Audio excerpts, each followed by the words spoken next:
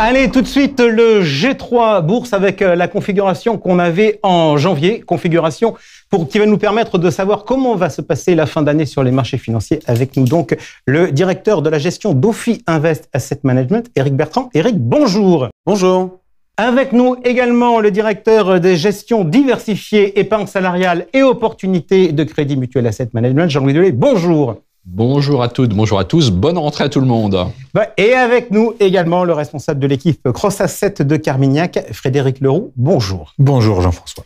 Allez, on est ensemble pendant on va dire une grosse demi-heure pour essayer de voir effectivement ce qui va se passer sur cette dernière partie d'année 2023, savoir si cette fin d'année sera favorable ou pas sur les marchés financiers. On va, si vous le voulez bien, commencer par faire un petit débrief de Jackson Hole, symposium donc organisé par la Réserve fédérale américaine, où on a eu les interventions à la fois de Jérôme Powell et de Christine Lagarde. Éric Bertrand, des surprises, pas de surprises? Non, le plan se déroule sans accroc sur le chemin de crête. Comme dirait un héros d'une série des années 80, j'adore qu'un plan se déroule sans accroc. Pour l'instant, ce qu'il faut noter, il réaffirme le combat contre l'inflation. On ne pouvait pas dire autre chose. Ce qui change vraiment par rapport à il y a un an, si on se souvient de la précédente classe verte à Jackson Hole, il y a moins d'urgence, ça se sent. Ils ont fait le travail depuis. On a eu beaucoup de hausses de taux, faut pas se leurrer. Ils sont toujours attentifs aux données plus que jamais. Donc ça, c'est vraiment la composante qui devrait nous apporter un peu de volatilité, bonne ou mauvaise, dans les mois qui viennent. C'est le fameux data dépendante. Et un point qui est assez intéressant, qui pointe chez les deux, même s'ils sont pas au même niveau du cycle et du trajet sur l'inflation, c'est qu'ils regardent toujours si est-ce qu'on en a fait assez dans le resserrement des conditions monétaires avec les hausses de taux, mais il faut pas oublier non plus les actions sur le bilan. Donc il y a toujours ce côté-là qui aujourd'hui n'est plus du tout dans le marché. Et ils sont aussi conscients que, je le rappelle souvent, mais la politique monétaire, avant le Covid, dans l'ancien monde, ça mettait 12 à 18 mois à se transmettre à l'économie. Là, on a été très très vite. Il peut y avoir des phénomènes d'accumulation, notamment en impact croissance, qui sont pas forcément tout à fait mesurés, et ça commence à poindre dans le discours. Donc des banques centrales qui déroulent ce qu'elles ont annoncé, qui sont de plus en plus visibles dans l'anticipation à hauteur des datas qu'on va avoir.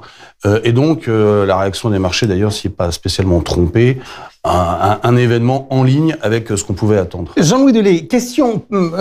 Éric vient de nous dire, bon, il annonce des messages sur l'inflation sans grande surprise, etc. Les banquiers centrales, il peut pas dire n'importe quoi. Est-ce que malgré tout, il n'y a pas des petites choses? Éric nous disait, bon, une politique monétaire, pour que ça se déploie dans l'économie, ça met entre 12 et 18 mois. Si elle est tellement vite, qu'est-ce qu'il ne faut pas qu'il se calme un peu, quoi qu'il arrive, pour voir véritablement les effets de ce qu'il a fait? Moi, j'ai senti des choses sur le marché du travail, où il dit il y a quand même des choses qui nous paraissent un peu bizarres. C'est que d'habitude, quand les taux montent, quand on a des offres d'emploi, le chômage augmente. Or, le chômage n'augmente pas vraiment aux États-Unis. Donc, vous l'avez lu comment, Jérôme Powell? Alors, c'est vrai qu'il y a ce point-là qui a été évoqué, mais bon, depuis, on a eu justement des statistiques de l'emploi aux États-Unis qui vont quand même dans le sens d'un début d'accalmie, en tous les cas, sur le front de l'emploi aux États-Unis. Donc, finalement, l'impact, on commence à l'avoir, même si le taux de chômage reste extrêmement bas aux États-Unis à ce stade. Et puis, c'est vrai qu'on n'a pas beaucoup parlé de la taille du bilan, mais ça, c'est aussi un point à prendre en compte. Taille du bilan de la Réserve fédérale américaine, taille du bilan de la BCE qui sont en train de se réduire. Alors, il y avait eu l'épisode SVB dans lequel on avait re-augmenté la taille du bilan pour soulager le système financier américain. Mais aujourd'hui, la taille du bilan est en train de se réduire. Et je pense que c'est un facteur de volatilité sur les taux d'intérêt à long terme qui n'est pas forcément effectivement tout à fait pris en compte par les marchés, puisqu'on parle beaucoup du niveau des taux, on parle moins de la taille du bilan. Mais ça, c'est un point important. Frédéric Leroux, est-ce Jérôme Powell a besoin d'une récession pour calmer, je dirais, le tour de vis monétaire? C'est vraisemblable. En tout cas, c'est vraiment la vision de notre économiste chez nous. Moi, je pense que Jackson Hole a surtout validé le fait que les taux resteront aussi hauts que possible, probablement pas plus haut, et aussi longtemps que possible, justement, pour arriver à un moment ou à un autre à quelque chose qui ressemble à une récession. On a eu vraiment cette confirmation-là. Je pense que la Fed n'a pas envie d'aller beaucoup plus loin que ce qu'elle a fait là. 17 mois, 500 points de base. Effectivement, s'il y a un temps de latence avant les effets sur l'économie, il risque d'arriver à un moment donné où voilà, on l'attend plus. Donc il y a une certaine prudence à avoir là-dessus, c'est évident. Voilà, mais c'est une confirmation de ce qu'on avait tous. Oui. Éric Bertrand, je me tourne vers vous. Il y avait un petit bruit, je dirais, qui circulait dans les marchés. C'était le niveau d'objectif d'inflation de la part des banques centrales. Et il y avait un certain nombre d'économistes qui disaient, mais finalement, le 2%, c'est l'ancien temps. Pour prendre en compte tout un tas d'éléments, il va falloir que les banques centrales révisent leur objectif d'inflation. Or, à la fois Jérôme Powell et Christine Lagarde ont réaffirmé le 2%. Pourquoi ? Dans le contexte actuel, ils étaient obligés ? Pour moi, d'abord, on respecte la règle, ensuite, on la change. Ça, le banquier central, plus globalement, il faut bien voir que les targets d'inflation, et quand on regarde la trajectoire passée de la Fed comme de la BCE, l'une s'est baladée un point en dessous et l'autre un point au-dessus. Donc, c'est pas toujours fait pour être atteint. Par contre, c'est assez auto-réalisant. Je m'explique, c'est-à-dire que l'ensemble des agents économiques, quand ils décident des prix, des salaires, ont s'ancré des niveaux d'inflation et fonctionner avec. Et moi, je les vois vraiment pas changer leurs objectifs d'inflation, même si je pense qu'ils les atteindront pas. Mais l'idée, c'est de créer les inflations futures quand on regarde mais juste l'inflation à 10 ans ou les inflations 5 ans dans 5 ans, c'est ces points-là qu'ils veulent ancrer en gardant ces objectifs d'inflation. D'accord, mais on est d'accord que si vous dites pour changer les objectifs, il faut d'abord les atteindre. Si vous dites qu'ils les atteindront pas, ça veut dire qu'ils les changeront jamais. À horizon court terme, en année, je les vois pas changer l'objectif d'inflation aujourd'hui. Frédéric Leroux, je viens vers vous avec la question suivante. J'ai le souvenir, dans la première émission, début d'année, vous nous aviez dit, mais vous m'aviez répondu en disant, mais m'embêtez pas avec votre histoire de pic d'inflation. Le pic d'inflation, c'est un truc que regardent les marchés, mais des pics, il y en aura plusieurs parce qu'on est rentré dans une crise longue. Je voudrais vous entendre sur l'évolution des taux longs. Éric nous a parlé de la réaction des marchés ponctuelle au moment de Jackson Hole, mais puisqu'on se voit tous les trimestres, j'aime bien regarder un peu sur un temps long. Depuis le mois de mai, les taux longs américains ne cessent de monter. Ils étaient à environ 3,6. Ils ont franchi allègrement la barre des 4%. Comment expliquer ça ? Alors, ce qui est intéressant, c'est de regarder ce qui se passait entre les taux longs et l'inflation dans la dernière grande période d'inflation, 1965-1980. Et ce dont on s'aperçoit, je pense que c'est très, très intéressant pour ce qui est en train de se développer, c'est que les taux étaient toujours en avance sur l'inflation à la hausse. Les taux se mettaient à monter avant que l'inflation ne monte. Et par contre, à la baisse, l'inflation baissait avant les taux. Autrement dit, les taux passaient plus de temps à monter que l'inflation passait du temps à monter pendant toute cette période d'inflation. C'est exactement ce qu'on a vu là. L'inflation baisse depuis un an. Et par contre, les taux ont peut-être fait un haut au mois d'août et vont seulement commencer à accompagner à la baisse l'inflation. C'est pas anormal dans un contexte d'inflation. J'ai même envie de dire que c'est une validation du fait que structurellement, on est dans un environnement inflationniste. Puisque dans les phases désinflationnistes 1980-2020, ce dont on s'aperçoit, c'est que les taux lead mènent l'inflation. Or là, c'est plus le cas. Donc on revient dans une période d'inflation, on a une forme de validation par ce comportement relatif. Vous parlez de ce qui a le lead. Aujourd'hui, c'est les banques centrales qui ont le lead ou c'est l'inflation ? Oh, c'est l'inflation. J'aime à dire depuis 2 ans et demi que ce ne sont plus les banquiers centraux qui décident du niveau des taux, c'est bien l'inflation qui le fait. Et la désinflation. Voilà. Donc, ils ont, à mon avis, beaucoup moins de lead qu'ils pensent encore l'avoir. Et on l'a très bien vu au début de cette période d'inflation, en 2021, où ils ont mis plus d'1 an à comprendre ce qui se passait. Éric Bertrand. Je rajouterai aux propos que je partage qui viennent d'être évoqués, c'est que dans la période mai-août, il faut bien, si on se revient justement il y a un trimestre ou deux, les marchés anticipaient que la Fed allait remonter ses taux très vite, donc ça l'a fait, mais que derrière, ça allait induire un ralentissement d'une telle force qu'elle allait rebaisser ses taux dès le 4e trimestre 2023. Là, on devait commencer à avoir des baisses de taux si on se reprojette en mars. Qu'est-ce qui s'est passé de mai à août ? C'est que les marchés ont compris que l'ami Powell, je vais monter mes taux et je vais rester le temps qu'il faudra, et globalement personne n'en sait vraiment rien, à commencer par lui-même, en territoire très restrictif, justement, pour juguler cette inflation.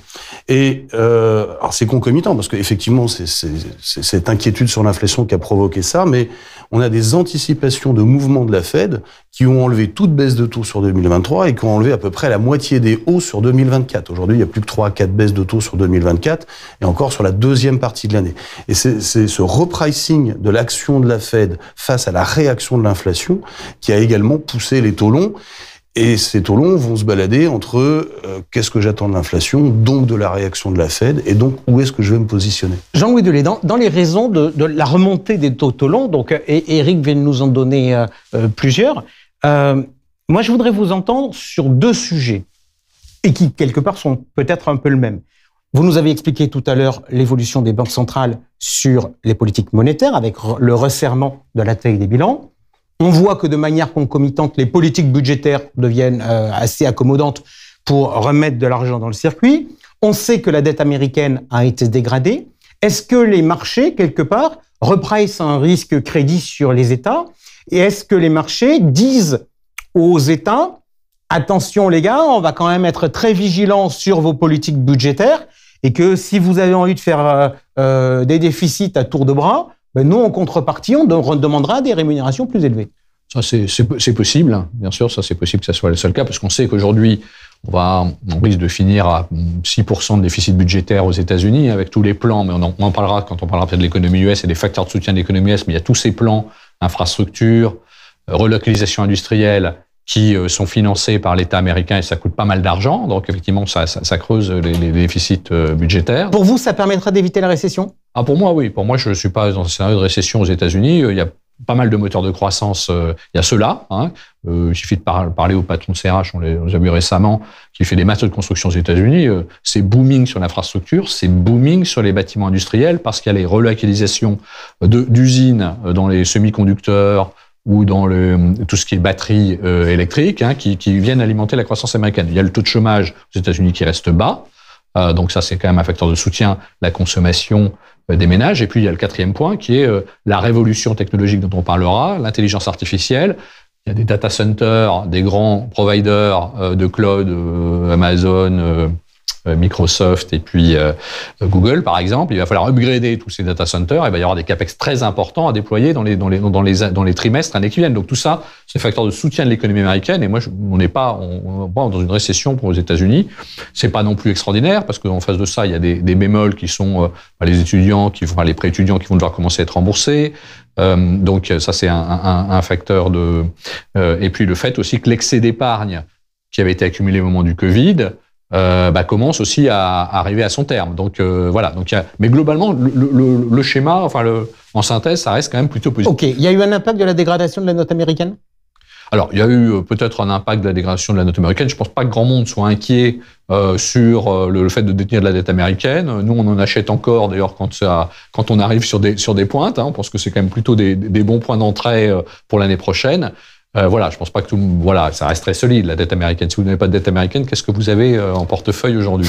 Ok, allez, Éric m'a un peu savonné la planche tout à l'heure en nous disant que même le banquier central savait pas trop où il allait aller, mais donc pourtant vous allez vous livrer même dans l'exercice suivant, parce que c'est quand même un élément assez structurant sur l'évolution du marché. Comment vont évoluer les taux courts, avec finalement les deux questions que se pose tout le monde. Va-t-il y avoir encore beaucoup de remontées des taux courts aux États-Unis? Et quand est-ce que l'on verra les premières baisses? Et moi, je vais vous préciser la question, parce qu'il y a un événement important aux États-Unis l'année prochaine, c'est l'élection américaine. On en a entendu parler avec Donald Trump et son procès en pleine primaire, et on sait qu'au mois de novembre, il y aura un nouveau président qui sera élu aux États-Unis. Donc, la Fed bougera-t-elle avant l'élection à la baisse? Frédéric Leroux, on commence par vous. Vous voyez plusieurs hausses, vous n'en voyez pas, et vous voyez une baisse avant la présidentielle? 0 à 1 hausse aux États-Unis, une hausse en Europe, et puis c'est tout. Je pense que le ralentissement qu'on attend depuis tellement longtemps, comme Godot, va enfin arriver. Alors, est-ce qu'on va jusqu'à la récession ou pas? Qu'importe, mais le ralentissement va arriver, notamment par le marché du travail, qui a été extrêmement soutenu. notamment grâce à la force du consommateur, permise par cette épargne excédentaire constituée pendant le Covid, qui maintenant arrive un petit peu à un dégonflement total. Et je pense que ce dégonflement total de l'épargne excédentaire va montrer vraiment où en est l'économie américaine. On commence à avoir des signes un petit peu précis dans certaines industries vers le consommateur, dans l'habillement, qui montrent qu'on dépense plus pareil qu'il y a 3 mois. On voit aussi qu'il y a moins de job leavers, de gens qui veulent quitter leur boulot pour aller en prendre un autre à 15% plus cher. Ça existe beaucoup moins. Donc il y a le marché du travail qui s'affaiblit, il y a le consommateur qui s'affaiblit, 70% de l'économie américaine, donc il y a l'économie américaine qui va souffrir un peu. Ok, 0, une hausse. J'ai entendu tout à l'heure, vous m'avez dit ça va rester haut, pas forcément ailleurs, mais ça va rester long. Alors question, c'est est-ce que long, c'est avant ou après l'élection présidentielle? Ce qui nous semble certain, c'est que la Fed ne fera rien pour favoriser l'élection de Trump.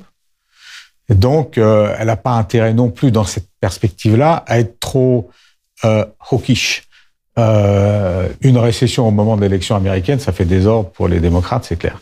Donc, je pense que ça va dans le sens de ce qu'on dit, pas de hausse de taux supplémentaire, et possiblement une baisse de taux avant ou deux avant l'élection, notamment parce qu'on y croit beaucoup moins maintenant. Le marché avait complètement tort sur les 6 mois, 9 mois passés. Il peut avoir complètement tort sur les 9 mois prochains. Et donc, je serais pas trop étonné par une première baisse avant l'élection, ou quelques baisses. Jean-Louis. Sur la partie Fed, je partage l'avis de mon confrère, hein, pas de stabilité à ce niveau-là, ou peut-être encore une hausse des taux supplémentaires. Et puis, dans ce cas, Et une hausse des taux, c'est quoi? C'est septembre? Non, c'est pas là, pas tout de suite. Non, là, a priori, ils passent leur tour en septembre et ça sera peut-être après. Après un long plateau et puis une baisse des taux à venir peut-être sur la deuxième partie de 2024. Mais voilà. Alors après, il faudra qu'on reparle aussi d'inflation parce que moi, je pense que l'inflation va rester. Je pense qu'on a fait le plus facile sur l'inflation. On a divisé l'inflation par 3 aux États-Unis par rapport au pic de fin d'année. On était tous autour de la table d'accord quand on s'était vu il y a un an en disant on va avoir un pic d'inflation puis derrière cette année-ci va être une année de désinflation. Donc effectivement, on a divisé pratiquement par 3 l'inflation aux États-Unis. Mais moi, je pense que le plus dur reste à faire, c'est perdre les 2 derniers pourcents pour aller sur la cible de 2%. Et ça va être plus compliqué pour un certain nombre de raisons dont on pourra parler. Les prix alimentaires qui vont rester, il y a eu des hausses de prix fin d'année dernière, date d'effet 1er janvier 2023. Donc on a un effet de base sur le deuxième semestre 2022 avec des prix qui sont plus bas que ce qu'on va observer sur le deuxième semestre 2023. En 2024, on aura nettoyé cet effet de base. Et là, on retrouvera un peu de leeway sur les prix alimentaires. Les prix de l'énergie, le pétrole a remonté. On est maintenant entre 85 et 80 $. On sait pourquoi. Hein, le rebond du trafic aérien en Chine, la driving season aux États-Unis, l'Arabie Saoudite qui a baissé ses capacités de production. Voilà. Donc tout ça fait que moi, je pense sur les prix d'inflation de fin d'année, on va pas avoir de très bonnes nouvelles. On aura peut-être plus en 2024. Ok, Eric. La Fed est en territoire restrictif. Alors, le taux neutre, on peut se poser la question d'où il est vraiment, mais clairement, elle est en territoire restrictif.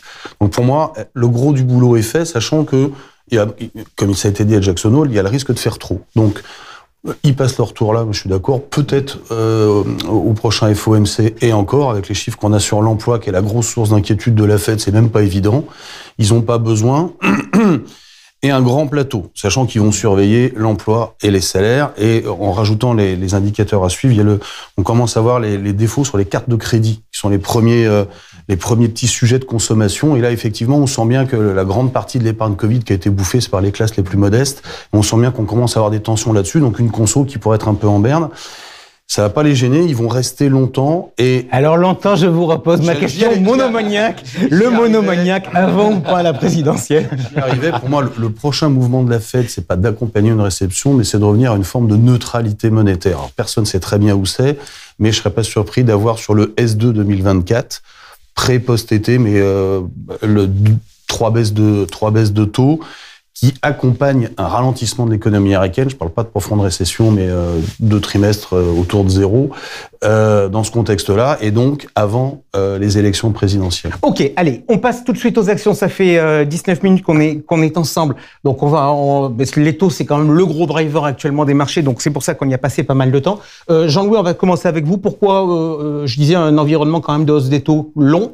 Et pourtant, les actions ont bien résisté. Pourquoi? Alors, d'une part, parce que l'été s'est bien passé sur les publications de résultats. Hein. Les résultats ont été révisés en hausse aux États-Unis, de 1% sur 2023 et de 1% aussi sur 2024. Donc aujourd'hui, on est sur une croissance des BPA, alors qui va être assez modérée cette année, de l'ordre de 2% aux États-Unis, mais 12% en 2024, parce qu'il y a ça aujourd'hui dans le consensus. Et en Europe, pareil, on a révisé en hausse de 2% cette année 2023, et on attend une hausse de 6% l'année prochaine des BPA sur l'Eurostock 50, avec une valo qui est à 11 fois et demi le PE sur l'Eurostock 50, donc une valo assez raisonnable, avec même compte tenu des taux longs qui ont monté. Aux États-Unis, on est sur un peu 19 fois forward aujourd'hui, mais il faut distinguer deux baskets. Le basket, nous, on fait un basket IA. Donc, alors IA, donc là, ça se paye plutôt 28 fois aujourd'hui. C'est une quarantaine de valeurs du SPI 500. Ça se paye 28 fois le PE, mais très forte croissance à venir dans les prochaines années. Une nouvelle thématique là qui va se développer fortement. Et puis, ce qui est ex-IA, ça se paye 17 fois aujourd'hui, 17 fois et demi le PE, et le SPI 500 lutte à 19. Bon, voilà. Bon, nous, ça nous semble une valorisation correcte, avec un peu de potentiel supplémentaire. Ok. Est-ce que d'un point de vue microéconomique, Frédéric Leroux, il y a un peu de nettoyage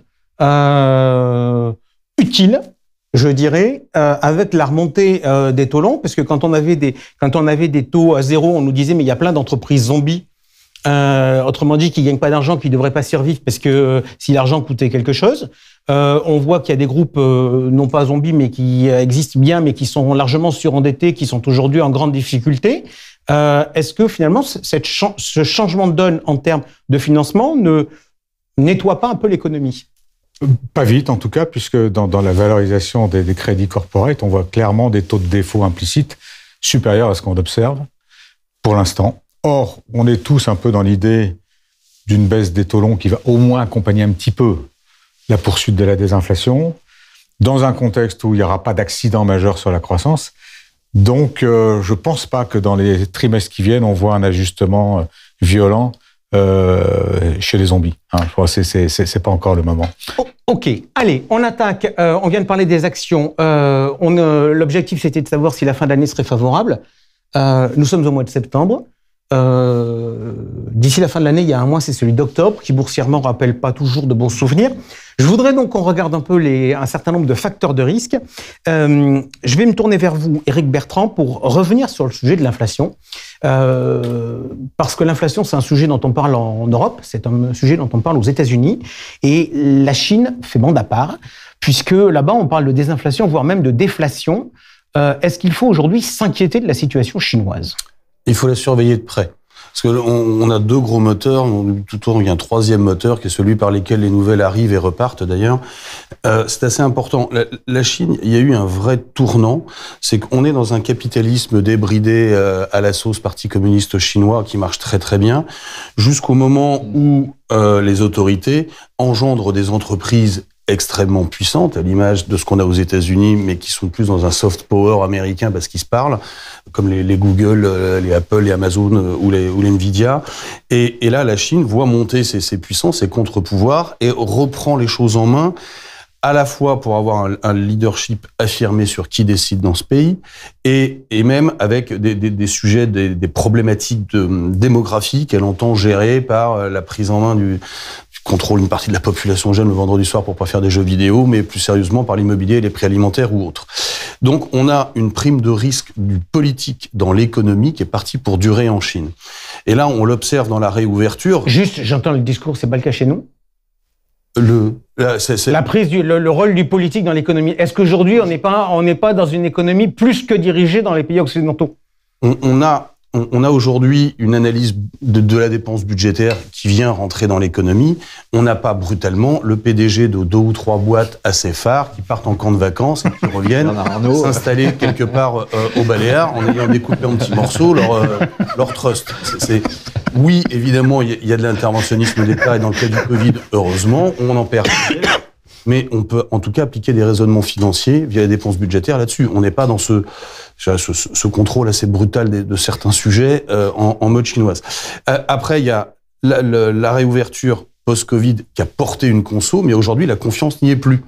Et on le voit notamment dans le cadre de l'immobilier qui n'a toujours pas fini. Une crise immobilière, on me souvient l'avoir dit ici, ça dure longtemps. Et quand soit on l'a fait à l'américaine et on met très vite les prix en bas, il y a beaucoup de faillites, ça fait très mal, des gens dehors, et un risque bancaire, c'est assez brutal. Soit on le digère dans la durée et dans la douleur, et là on a un deuxième gros promoteur immobilier, ça commence à toucher les produits d'épargne. Bref, on a une Chine qui croît, mais beaucoup moins que prévu, qui s'essouffle.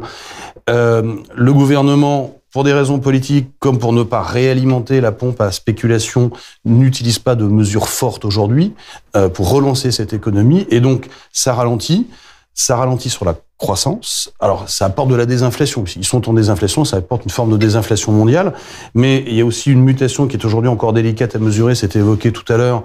C'est toutes les relocalisations, les réorganisations de chaînes de production. Tout le monde s'est rendu compte qu'il y avait quand même un gros risque Chine sur certains sujets assez stratégiques. Donc, cette mutation est forte. Il faut regarder vraiment ce qui va se passer en Chine. Croissance, inflation politique et géopolitique. On en parlera peut-être. Et géopolitique, justement, Jean-Louis, sur la situation chinoise, la géopolitique nous amène à parler de Taïwan, la géopolitique nous amène à parler de l'Ukraine, la géopolitique nous amène à parler de l'Afrique, où ça pousse à tout va. Est-ce qu'il y a un risque géopolitique sur les marchés ? Alors, géopolitique, il y en a toujours un de présent. Après, la probabilité que ça arrive est plus ou moins forte en fonction des événements. Bon, c'est vrai que l'invasion de l'Ukraine, ça s'est matérialisé. Ce qui est sûr, c'est que, par exemple, sur le modèle allemand, ils doivent se réinventer. On voit l'Allemagne aujourd'hui, qui importait une énergie pas chère provenant de la Russie pour fabriquer des biens industriels et manufacturiers ou de l'auto qui étaient exportés vers la Chine. On voit bien que ce modèle-là, il est quand même mis à mal. Donc là, il y a quand même un débat en Allemagne. Comment est-ce qu'on envisageait la suite compte tenu de ce qui se passe d'un point de vue géopolitique, où ils sont vraiment... il y avait une connexion forte avec la Russie sur la partie énergie, puis après des exportations vers la Chine, avec lesquelles aujourd'hui, quand même, le monde occidental est quand même plus mal à l'aise. Donc effectivement, il faut quand même surveiller, il faut quand même surveiller ça.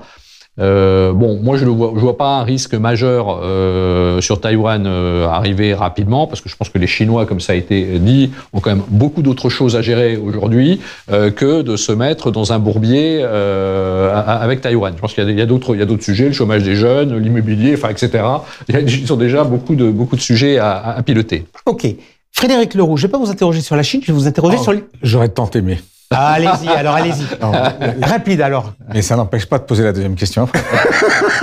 La Chine, c'est passionnant parce que, il y a un an, on se disait, oh là là, la Chine est-elle encore investissable? C'était le creux du marché. Le lendemain du jour où on s'est tous posé la question, elle a démarré un rallye en 3 mois de 60%. Depuis, on s'effrite, on revient vers des niveaux relativement bas. Et on se dit, mais qu'est-ce qu'ils sont en train de faire, ces Chinois? Quand est-ce qu'ils nous font ce plan de relance?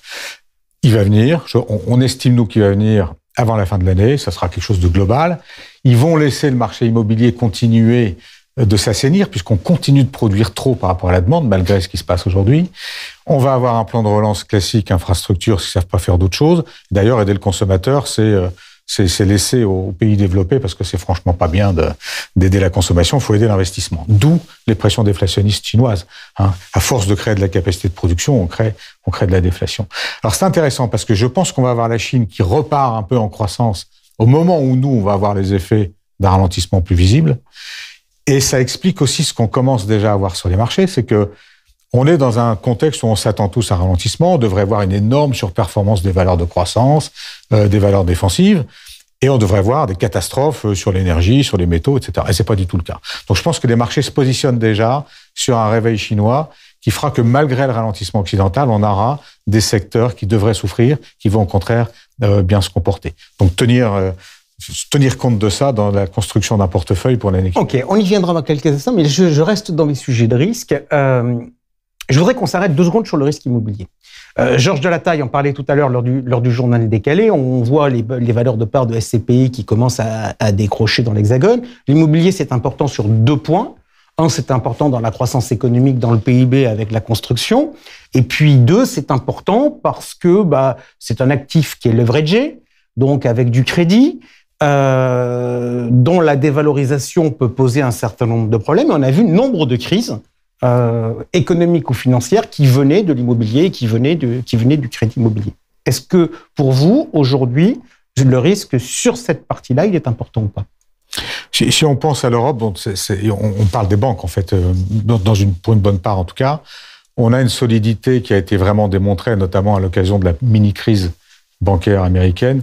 Nos ratios prudentiels font que le système est solide. On gagne moins d'argent avec les banques, mais au moins quand on a un souci potentiel, on voit qu'il est à peu près tenu.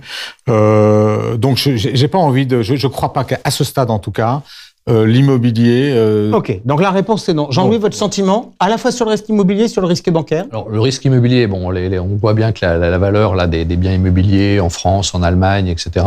Aux États-Unis, ça tient plutôt pas mal d'ailleurs, on va en revenir, mais bon, est en train de baisser un peu. Ceci dit, quand on parle aux grands patrons, effectivement, qui fabriquent des bâtiments de construction, ils vous disent qu'il manque 5 millions de logements aux États-Unis aujourd'hui. Il manque des logements, on construit pas. Alors, cette année, on va construire très peu en Allemagne. Qu'ils aillent en Chine. Aujourd'hui, on a un problème. La demande est là.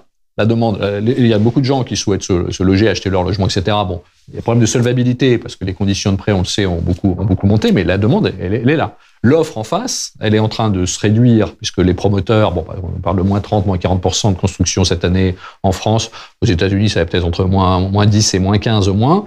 Mais il y a donc un déficit. C'est pas, la Chine, c'est l'inverse. La Chine, on a peut-être trop construit et en face, on n'a pas la demande. Donc ça, c'est embêtant. C'est ce qui était passé en Espagne en 2006-2007. On avait surconstruit. Il y avait pas, on construisait 800 000 logements en Espagne. C'était plus que la France et l'Allemagne réunies à ce moment-là, et on sait bien que la population espagnole est moins nombreuse. Bon, mais je pense que dès que les taux commenceront à rebaisser, alors c'est pas tout de suite, comme on l'a dit, les taux longs commenceront à rebaisser en Europe ou aux États-Unis. Il faudra se précipiter probablement sur l'immobilier.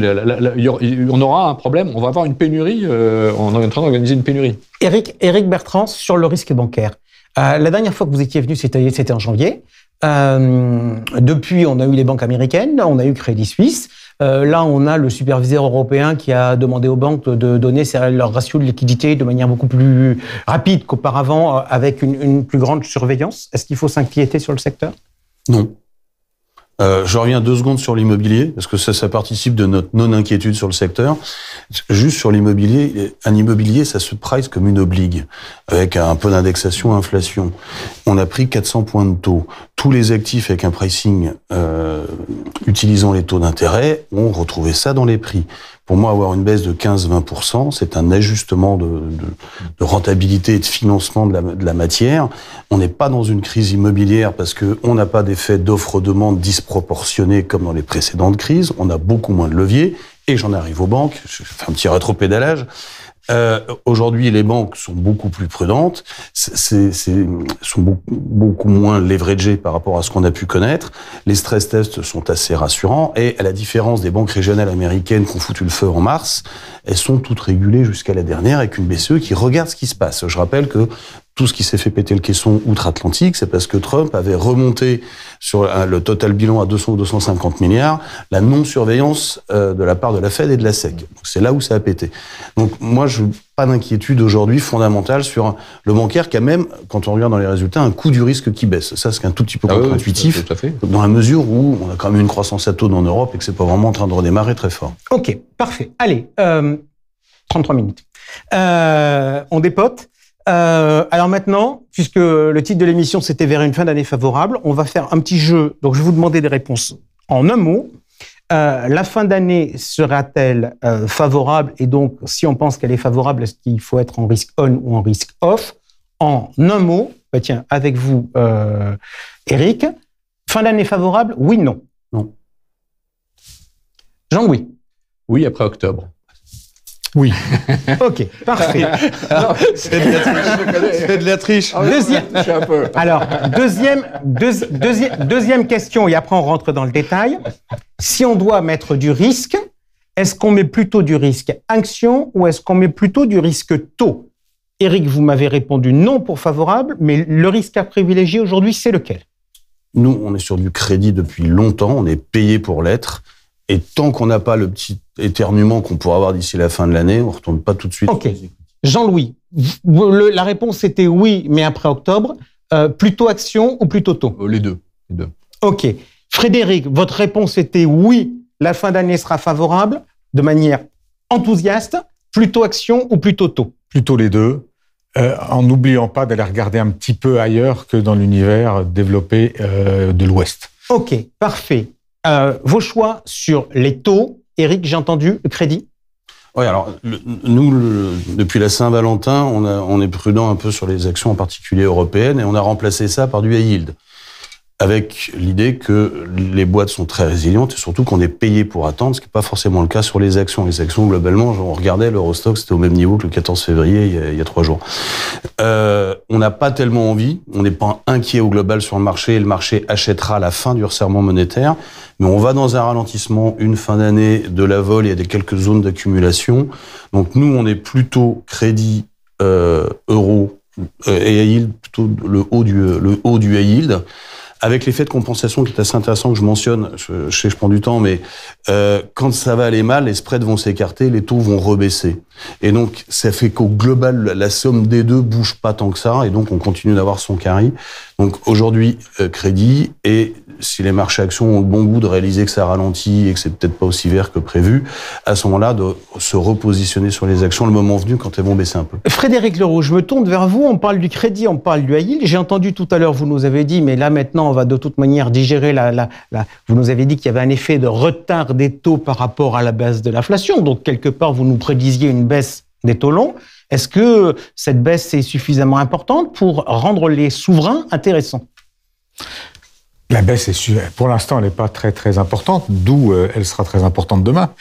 Non, je pense que là, on vient de 4,36, on a refait un nouveau plus haut dans le cycle sur les taux 10 ans américains. Je crois qu'il y a un vrai potentiel à horizon quelques mois vers les 3,50, pour pas être trop extrême pour une fois. Et cela dit, l'extrémisme me va pas si mal. 3,50, donc 3,50, ça permet beaucoup de choses sur la valorisation des actifs risqués globalement, hein. On est toujours en désinflation. Et c'est ce qui compte. Quand vous regardez la corrélation entre l'inflation elle-même observée et les marchés d'actions, c'est 100%. Quoi. Ok. Faut pas réfléchir trop loin. Et les actions, là, seront poussées dans cette nouvelle vague par une baisse des taux qui, enfin, va accompagner la baisse de l'inflation. Jean-Louis Delay, plutôt souverain, plutôt crédit? Alors, nous, on est plutôt aussi corporate investment grade zone euro. Hein, on trouve qu'il y a beaucoup de valeur là-dessus. On aime bien aussi racheter de la dette américaine quand on fait les pointes là vers 4,30, parce qu'effectivement, je pense que là aussi, il y a de la valeur là-dessus. Et puis, les convertibles aussi peuvent être intéressantes, puisque nous, on est positif sur les deux classes d'actifs, à la fois les actions et les taux. Les convertibles, actif hybride, hein, on profite à la fois de la baisse des taux longs et puis éventuellement de la partie optionnelle liée à l'option ou call sur le corporate. Juste en complément, il y a un point qui est important sur les souverains qu'on a oublié, c'est que avec les niveaux atteints, 2,5, 3 et 4, Allemagne, France, US, on retrouve des niveaux où les taux peuvent rebaisser en cas de choc non prévu. Et ça, c'est-à-dire que le coussin obligataire des portefeuilles diversifiés qui a coûté si mal en 22 et qui avait un peu disparu, si demain on a un Taïwan ou un truc totalement imprévisible, on a largement de la marge à la baisse. Ça redevient une vraie classe d'actifs. Mais donc, ça veut dire qu'il faut reconsidérer le souverain en tant que tel. Allez, je reste avec vous. Vous nous avez dit que sur les actions, vous y étiez plutôt sous-pondéré depuis déjà un certain temps, que vous aviez fait le choix de lever le pied sur l'Europe au profit du high yield. Ça veut dire que vos choix sur les actions, c'est plutôt les marchés américains? Alors, le marché américain, on n'a pas vu la fin de l'IA à partir de mai. Je pense qu'effectivement, l'IA va continuer de porter, mais c'est quand même les US qui devraient un peu plus ralentir de notre point de vue, et notamment sur les aspects conso, donc sous-pondérés sur les deux zones.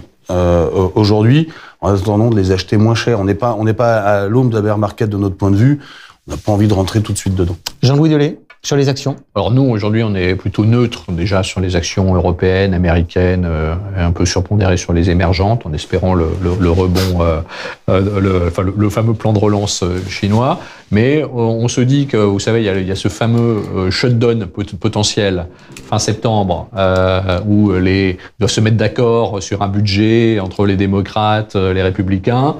Ça peut-être, parce qu'ils ont quand même du mal à s'entendre, ça peut peut-être créer un peu de volatilité au mois de septembre, sur la fin du mois, si effectivement on n'arrive pas sur cet accord. Ça peut provoquer un bon point d'entrée pour un rallye de fin d'année, parce que on va se projeter après sur les BPA 2024. On est à la rentrée, donc 2023 c'est fini, et les BPA 2024 aujourd'hui ils sont supérieurs à ceux de 2023, et on a des valorisations qui sont raisonnables. Et puis il y a surtout l'aspect dividende qu'il faut pas oublier. On a quand même des marchés qui rapportent sur les actions 3,5% qu'on retrouve en 2024. Donc on va retrouver de l'upside, et donc on mettrait à profit une volatilité peut-être au mois de septembre pour mettre un peu plus d'actions dans nos portefeuilles, même si sur chercher des points d'entrée. De mémoire, la dernière fois, vous m'aviez dit, avant notre stratégie, c'était décréter quand ça montait, maintenant c'est de profiter des points d'entrée quand ça baisse. Voilà, c'est effectivement d'aller chercher les points d'entrée quand ça baisse, oui, effectivement. Frédéric Leroux, sur les actions, vous m'en avez déjà dit un peu quelques mots, puisque d'après ce que j'ai compris de ce que vous m'avez expliqué, votre scénario, ça reste quand même une baisse des taux. Vous nous avez dit tout à l'heure que c'était favorable à la fois aux valeurs défensives et à la fois aux valeurs de croissance. Vous me confirmez? Et puis,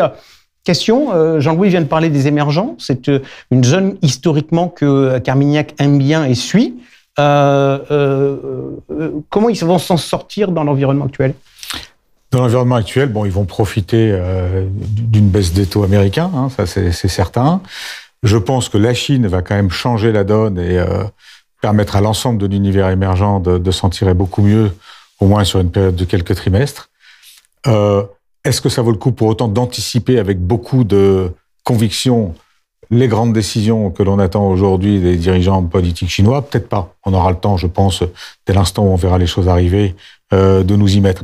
Par contre, il faut, c'est un petit peu ce que je disais tout à l'heure, il faut pas avoir peur aujourd'hui de diversifier. Il y a un marché qui est superbe, qu'on a assez bien vu, mais qu'on a peu osé investir dans des proportions suffisantes, c'est le Japon, qui continue à avoir, je pense, une dynamique haussière tout à fait intéressante. C'est le seul pays où, quand on parle d'inflation, on a le sourire presque, parce que on a cherché pendant 40 ans. On voit quand même sur les politiques salariales des débuts de différenciation. Donc, on voit poindre une redynamisation du travailleur japonais avec toute la capacité créative qu'il a, comme on a pu le voir au moment du sommet des marchés à la fin des années 80. Il y a un très beau marché, il y a plein de M&A qui arrivent, de fusions-acquisitions qui arrivent, il y a des dividendes encore plus qu'aux États-Unis, des boîtes qui se rachètent leurs actions à un rythme incroyable. Il y a tout ça. Et il y a une productivité, une compétitivité surtout qui est tellement gigantesque que le Japon va devoir rapatrier des tas de productions qu'il a confiées à d'autres.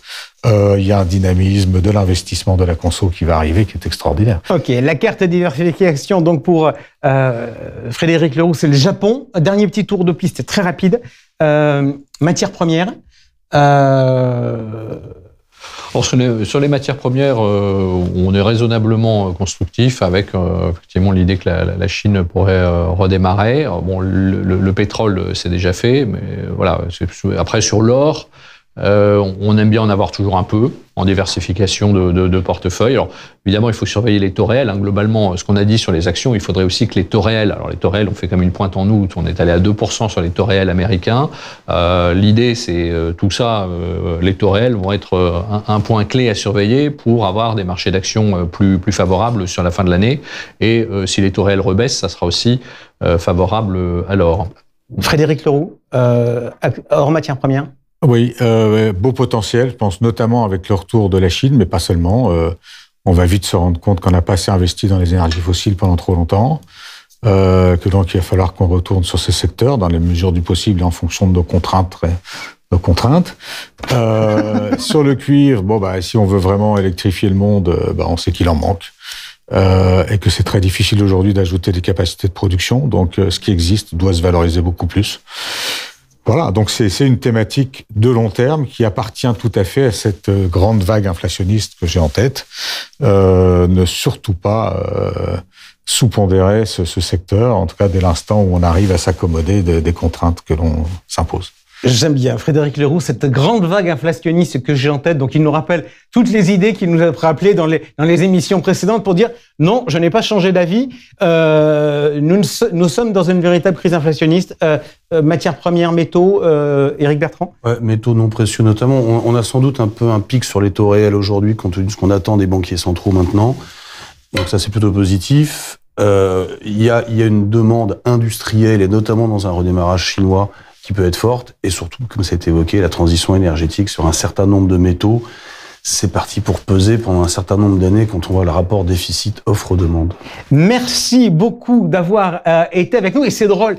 Je sais pas si vous avez fait attention, mais moi j'ai eu le sentiment en commençant ce débat qu'il y avait une sorte de, pardonnez-moi l'expression, de consensus mou sur l'analyse de la situation. Et je fais le constat, lorsque j'arrive au niveau des préconisations en termes d'allocation d'actifs, qu'il y a de vraies différences. Si vous n'avez pas vu toutes ces notions-là, vous pouvez bien évidemment regarder ce débat en replay.